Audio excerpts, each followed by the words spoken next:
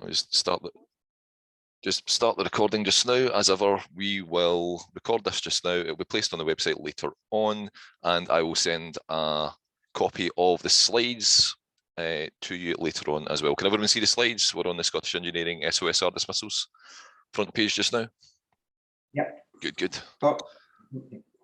Okay, right. Thank you very much, everybody, for getting up this early to come and see little old me in the Scottish Engineering office today. What we are discussing is SOSR dismissals, which is part of the Employment Rights Act. So let's see if we can get these slides to move on. So, quick whirlwind tour of what we're up to today. We're going to be discussing unfair dismissal. Just to give you a quick recap on the general scheme of unfair dismissal. What specifically is SOSR? Some other substantial reason. And I'll give you some examples which will try and bring this sometimes wee bit obscure aspect of the Employment Rights Act to life. Bring people in just now. So, just as a quick recap of UD, unfair dismissal. Section 95 of the Employment Rights Act 1996 gives three separate types of dismissal. Number one, the expiry of a limited term contract. So fixed term contract, when it comes to an end after the 18 months, 2 years, 36 months that you've said, that is a dismissal if it's not renewed. Now, termination by the employer, that's probably one that you're more familiar with. That's where you sack somebody. That's where the employer takes the proactive decision to terminate the employment relationship with the employee. And the third one is constructive dismissal, which is where the employee resigns in the face of behaviour that is so bad by the employer, it's deemed to be a fundamental breach of contract by the employer. Also, the employer ripped up the contract. And that's what constructive dismissal is. And as ever with my notes, there are hyperlinks to all the relevant case law and statute law that I've got here as well. So the law provides for 5 potentially fair reasons: capability, conduct, redundancy, statutory ban, and this final one that we're talking about just now, SOSR. Capability, as you know, is all to do with, say, the skills or the health of the employee. Conduct, invariably misconduct by the employee, is all to do with things that they do wrong, that they actually carry out or don't carry out. Redundancy is where the need for employees who do a particular type of work has reduced or diminished. And statutory ban is something like a doctor being struck off or a driver losing his or her driver's license. Therefore, they're unable to do their job without breaching some sort of statutory regulation. Now, basically all dismissals from the employer's point of view should be fair. And there is the definition from section 98(4) of the Employment Rights Act. And it is the question of whether the dismissal is fair or unfair depends on whether in the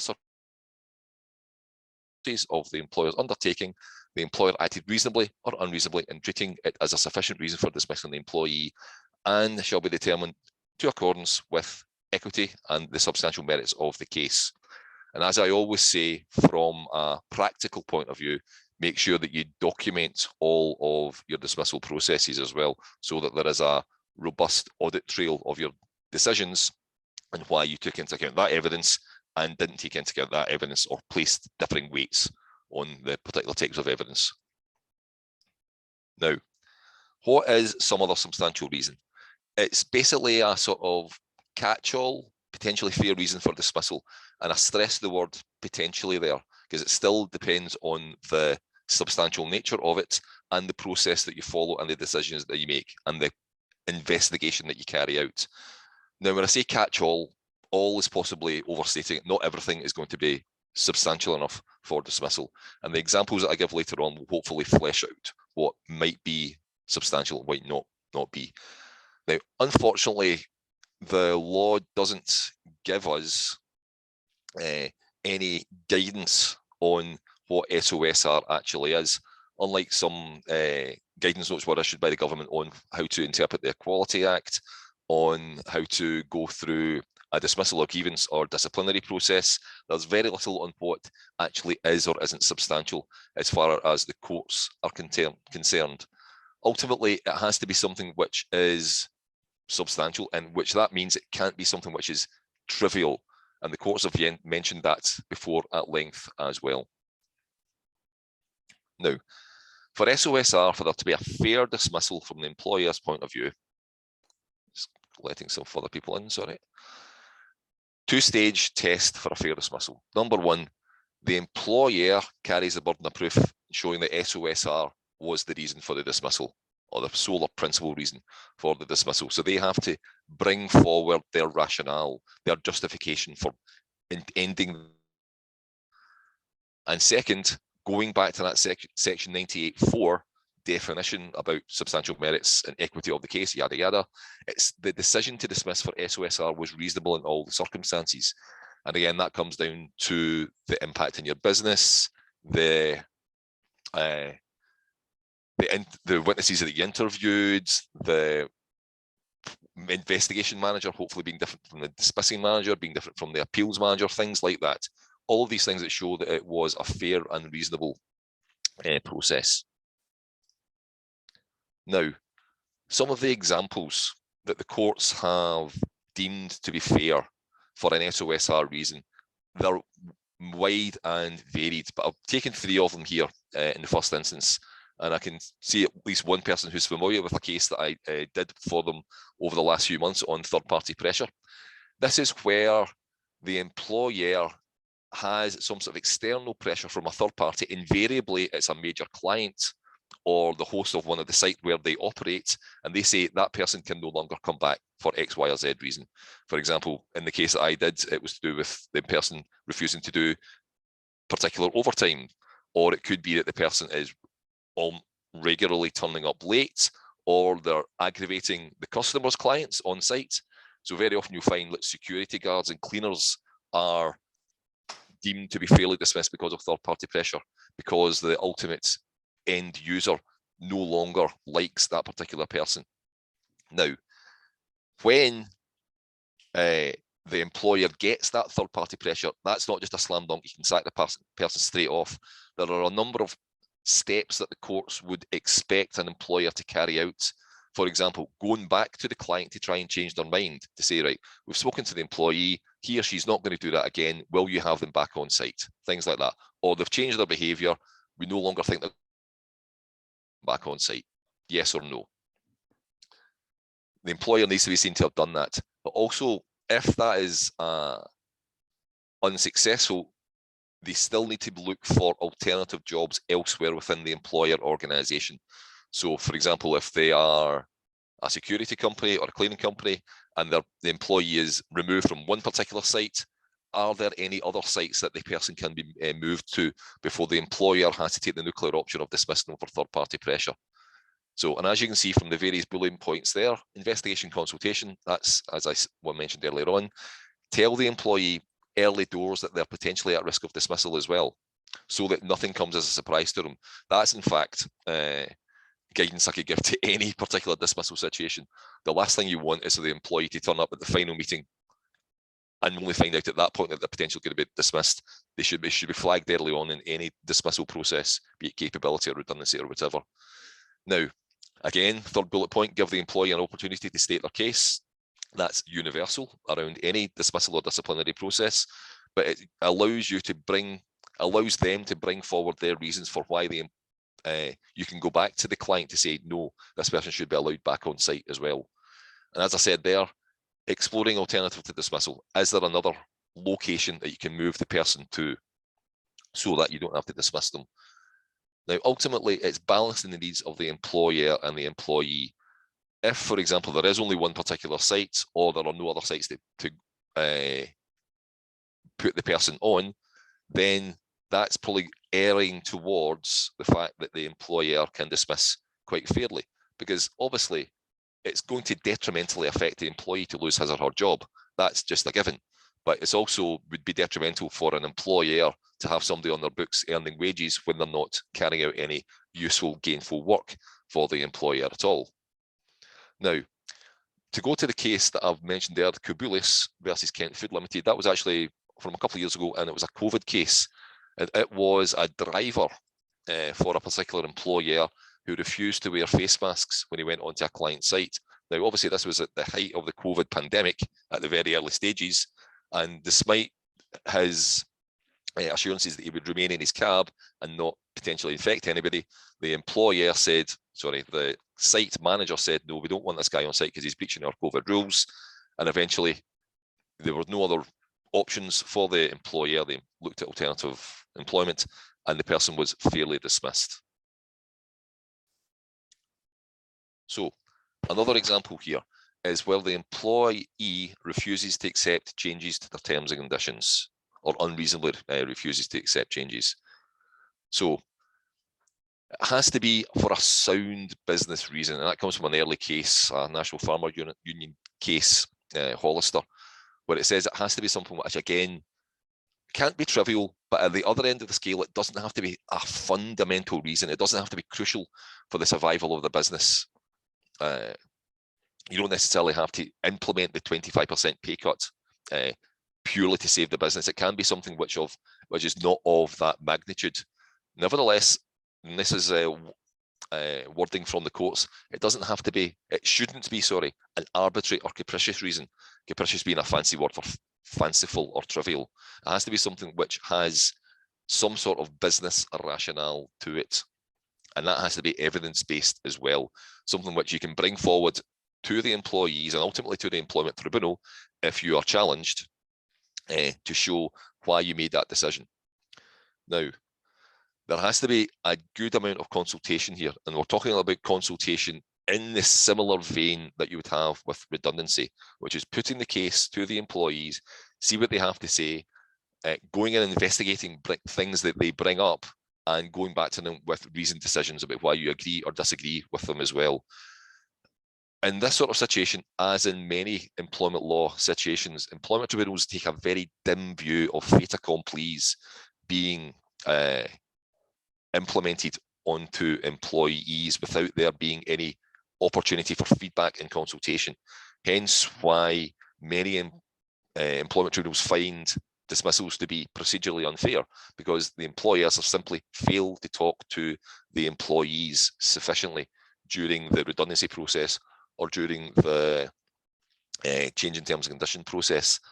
Now, factors that would make the dismissal fair for a refusal to accept T's and C's changes is things like the number of employees who have accepted the change. So say you've got 100 staff that you're looking to implement the change with, 99 of them say yes, and only one person says no, then that would indicate that it's a more fair decision that the employer is making.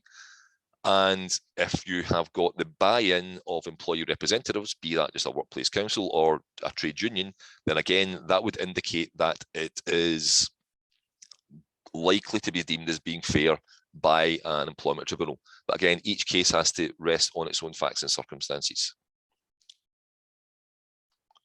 And the Scott and Co. Versus Richardson case made that case there as well. Consultation has to be a sound business reason, but not something which is so fundamental that if it fails to go through, then the company is going to have to fold. So, final example of the three I'm going to give you here is to do with personality clashes. Now, don't get mixed up with conduct here. If there's somebody who is so difficult in the organisation and they are winding everybody up and they are nasty, horrible, sexist, racist or whatever, that's a conduct matter. And the courts are very clear that they don't want employers to take the easy way out by just saying, well, there's been a breakdown in trust and confidence. This guy's so difficult to work with that we had to sack him for some other substantial reason. If it's a conduct reason, treat it as a conduct reason and take the person through misconduct disciplinary procedures. This particular case here, Perkin versus St George Healthcare NHS Trust, is one of my favourites, being an employment law nerd. This is where there was a director of finance, a senior guy in the finance director role in that NHS trust, and there was no question about his lack of skill, very skilled chartered accountant, and there was no question about his honesty, his probity, but there was issues about the manner in which he went about his business. He wound everybody up. He had an aggressive and abrasive style, and he was having a detrimental impact on the organisation, so much so that the director of operations said, we have to get rid of this guy. We have to find an exit strategy for him. Now, the trust was eventually found to have dismissed the person fair, but they skated a little bit close to the wind when it was found that that particular operations director they said they wanted rid of him was the person who held the disciplinary So there was a question about the impartiality of that particular senior director as well. Another example, which I don't have on screen there, which is from 1975, so I don't know whether it would still have the same resonance, was a case of Trenagowan versus Robert Nee & Co. Limited.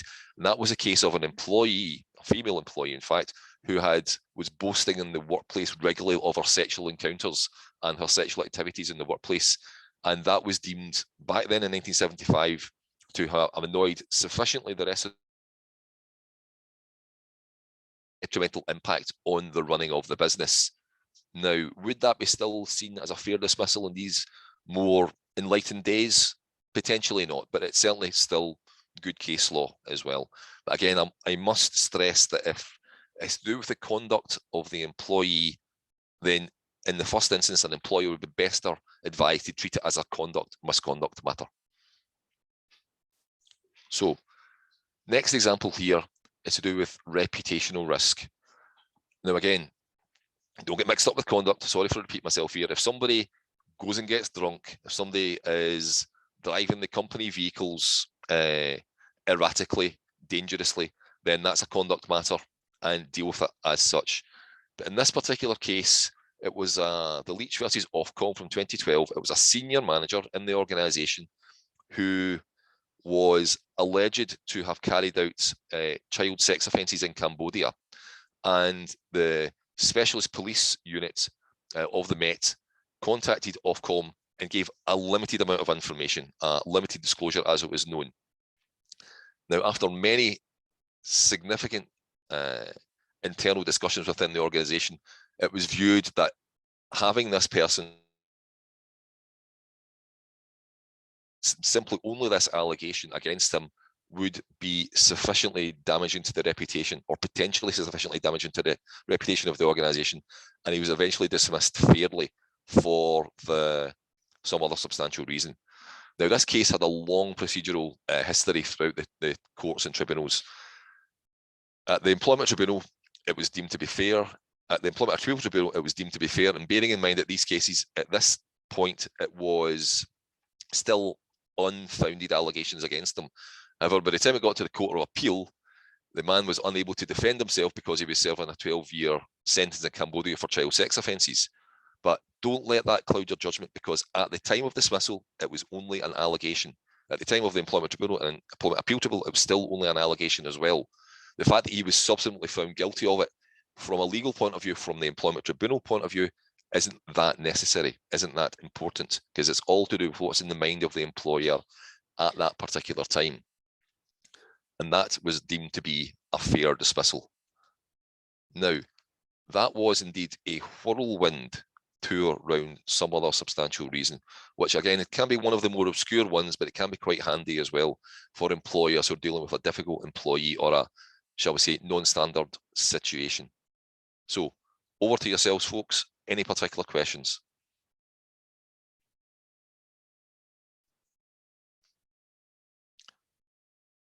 I have stunned everyone into silence. Let me just see if there's any chat questions. There are none. Right. Don't have any questions just now.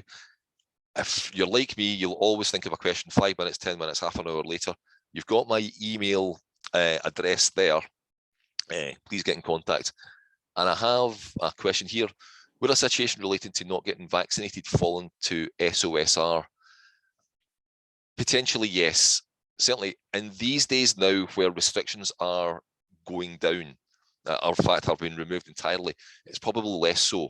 It would be in the early days of the pandemic, certainly in areas like the care home situation, where people were mandatory vaccinated, there were cases where somebody was fairly dismissed for SOSR for not getting vaccinated. On the particular facts of a case, there would have to be very particular facts of a case. For example, would you be able to move the person to an area where they didn't have to work with people? Would you have to move them to an area where they didn't have to interact? Because somebody who works in a very enclosed machine shop environment, that's different from somebody who works 80% of their time at home by themselves. So The answer is potentially yes, based on the facts and circumstances.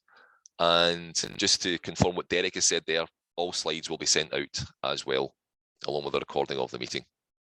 Kevin, it's Doug. Hi there.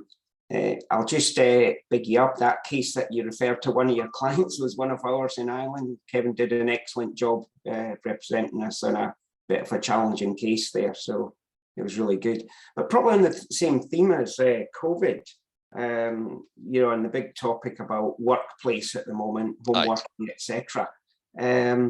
People refusing to come back into an office environment. Where do you think that sits potentially within this?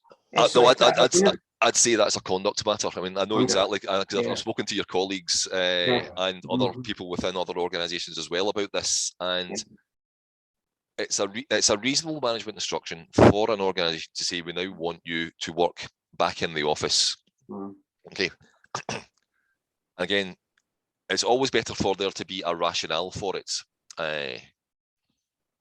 Say we want you to work in the office because it has X, Y, and Z demonstrable efficiency savings, or it allows better training of apprentices or interns or trainees or whatever, as opposed to just being we want everyone back in the office because I'm the chief executive and I like giving out office. But so it's more conduct. It's more conduct than it's a conduct because you're giving somebody a reasonable management instruction and they're failing to carry out with that. Now, again, if somebody says they can no longer work in the office and they've done so for the last 2 years and they've got cancer or a disabled child or some other thing that impacts upon them, then that has to be treated in a different factual way from somebody who doesn't want to go in because they just like a long lie or they don't like commuting. There are different ways to deal with that. But ultimately, it could be a conduct matter. So, without relocation assistance be SOSR if the person could reasonably work remotely. So first off, a change of location might originally fall within the definition of redundancy because there's been a reduction in need of employees who do a particular type of work in that particular location. So there will be an argument to be redundancy in the first instance. But Debbie, could you maybe just elaborate on this about if the person could reasonably work remotely, why would the employer want to dismiss if they could work remotely?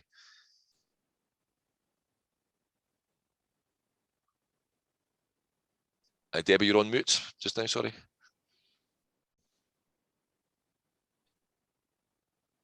Right, sorry. No worries. Can you hear me? I can, no problem, thank you. So I guess it's a bit hypothetical.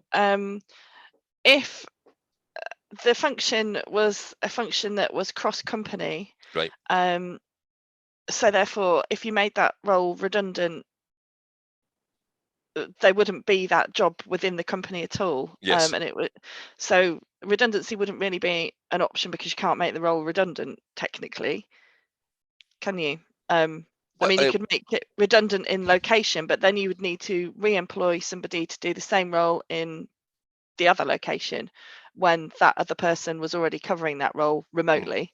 I mean, do you have somebody who is, for example, refusing to move, but saying that they can only do the role at home? So we did have somebody who actually refused to relocate during COVID, right?